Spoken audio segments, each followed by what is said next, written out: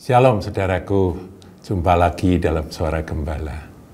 Saudaraku, hari-hari ini kalau kita amati di dalam media, berita-berita media elektronik, kita saksikan semuanya didominasi oleh masalah menjelang Pilpres.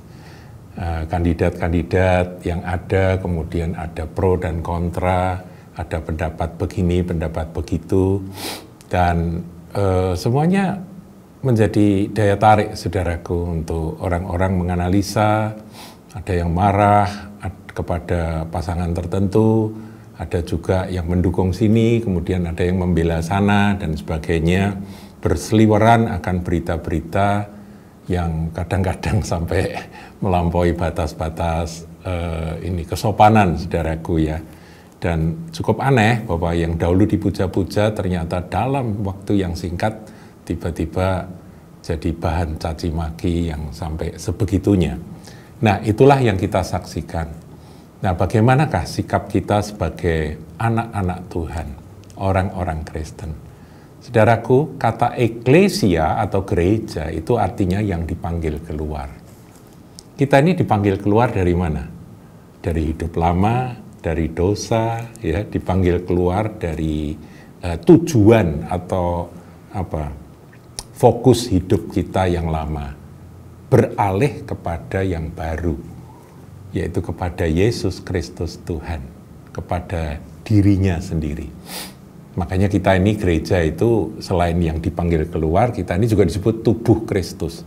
Jadi kita anak-anak Tuhan, orang percaya yang mengasihi Yesus, yang dikasihi dan mengasihi Tuhan Yesus, kita ini harus mengacu kepada firman Tuhan ketika kita mengikuti berita-berita seperti ini dan kemudian terpancing untuk berkomentar begini begitu. Kalau nggak hati-hati, di antara orang Kristen pun ada keterbelahan dari yang satu membela yang ini, yang satu membela kandidat yang itu. Nah, saudaraku, saya akan ingatkan bahwa sebetulnya kita ini warga kerajaan sorga, warga kerajaan Allah. Dan di dalam kerajaan Allah itu, ya Rasul Paulus katakan itu bukan soal makan dan minum, tetapi itu damai sejahtera, soal damai sejahtera, kebenaran, dan sukacita di dalam Roh Kudus. Nah, saudaraku, meskipun dua kaki kita masih menginjak bumi, meskipun kita masih bekerja dan kita butuh makan, kita berinteraksi dengan perkara-perkara yang sementara, tapi sebetulnya kita punya rumah di sana. Dan kita ini adalah warga kerajaan sorga. Meskipun kita juga warga dunia, warga negara Indonesia, yang mana kita ada tanggung jawab tertentu, tapi yang terutama harus kita ingat, bahwa kita termasuk warga kerajaan surga itu yang kekal. Kalau di sini sementara, saudaraku. Nah, begini, saudara, saya akan bacakan firman Tuhan dari Kisah Para Rasul 1 ayat yang ketiga. Kepada mereka yang menunjukkan dirinya setelah penderitaannya selesai, dan dengan banyak tanda yang membuktikan bahwa ia hidup. Jadi ini adalah narasi tentang Yesus yang sudah bangkit. Sebab selama 40 hari, jadi Yesus bangkit, dia menghadap Bapa di surga, kemudian dia ada di bumi. Ya, 40 hari lamanya. Ia berulang-ulang, jadi bukan cuma sekali, tapi berulang-ulang, menampakkan diri dan berbicara kepada mereka. Mereka di sini adalah murid-muridnya. Kalau sekarang ya kita ini murid-murid Kristus, saudaraku ya. Jadi Tuhan Yesus berulang-ulang menampakkan diri dan berbicara pada mereka tentang kerajaan Allah. Jadi saudaraku, fokus kita itu adalah kerajaan Allah. Tuhan mati, ya dia menderita dan mati ganti kita, kemudian dia dikubur, dia bangkit dan dia menyatakan diri bahwa dia hidup, dan berulang-ulang dia berbicara terus-menerus kepada murid-murid tentang the kingdom of God, kerajaan Allah. Jadi saudaraku, jangan sampai kita ini terkuasai oleh semangat untuk aku di pihak sini, aku di pihak situ, pendapatku begini, pendapatmu begitu, akhirnya kita dipecah belah, saudaraku, untuk sesuatu yang sebetulnya bukan tujuan utama kita. Kerajaan Tuhan itu mengatasi segalanya. Makanya kita harus berdoa. Doa Bapa kami, katakan, datanglah kerajaanmu.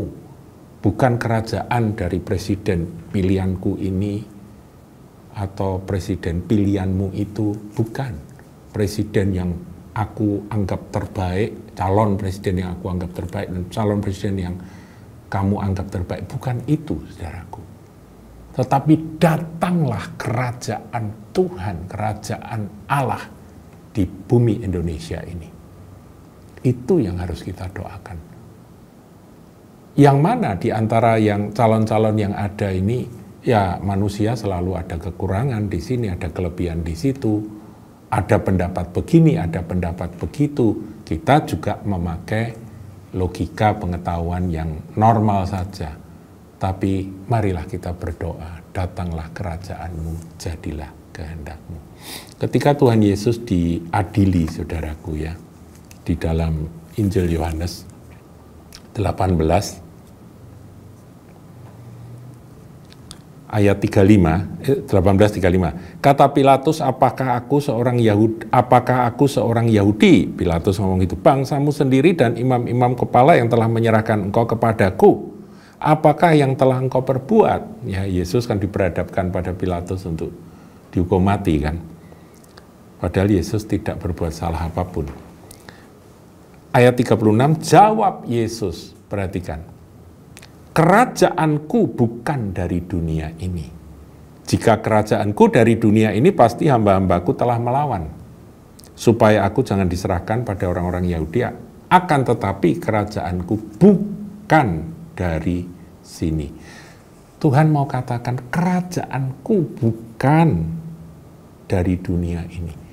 Nah, seperti halnya Tuhan kita, Juru Selamat kita, Yesus Kristus, yang berkata seperti itu, marilah kita deklarasikan bahwa kerajaanku bukan dari dunia ini. Di dunia ini kita adalah musafir-musafir. Memang sebagai musafir yang sementara di bumi ini, kita mengusahakan kesejahteraan di tempat di mana kita berada. Atau istilahnya kita dibuang begitu ya, dalam Perjanjian Lama dikatakan seperti itu. Jadi saudaraku, mari kita menyadari kebenaran ini. Ketika Tuhan Yesus pertama kali dia muncul dan tampil ya di Galilea, ini saya bacakan ya apa yang dia lakukan. Markus 1 ayat 14 dan 15. Sesudah Yohanes ditangkap, datanglah Yesus ke Galilea memberitakan Injil Allah. Ini yang penting, saudaraku. Agenda Tuhan itu di atas kemelut dari pilpres, pileg, dan sebagainya ini. Ya kita harus cerdas, kita harus ngikuti, dan kita menentukan nanti pada waktunya. Tetapi fokus utama dari agenda Tuhan adalah Injil Allah harus diberitakan. Kabar baik itu harus diberitakan. Seperti Tuhan Yesus memberitakan Injil Allah. Ayat 15 katanya, waktunya telah genap, kerajaan Allah sudah dekat. Jadi yang diberitakan adalah kerajaan Allah. Bukan kerajaan Israel, bukan kerajaan Romawi, bukan kerajaan di dunia ini, tapi kerajaan Allah sudah dekat. Bertobatlah dan percayalah kepada Injil atau kabar baik. Saudaraku, saya ingatkan saudara menyikapi akan menjelang pilpres ini, pilihan kita siapakah calon yang akan kita pilih, kemudian menanggapi akan pendapat-pendapat yang berseliweran, ekstrem ini, ekstrem itu, membela ini, membela itu, membenarkan ini, membenarkan itu, menyalahkan ini, menyalahkan itu. Ayo kita fokus kepada Tuhan dengan berdoa. Tuhan, datanglah kerajaanmu dan jadilah kehendak-Mu. Tuhan Yesus memberkati.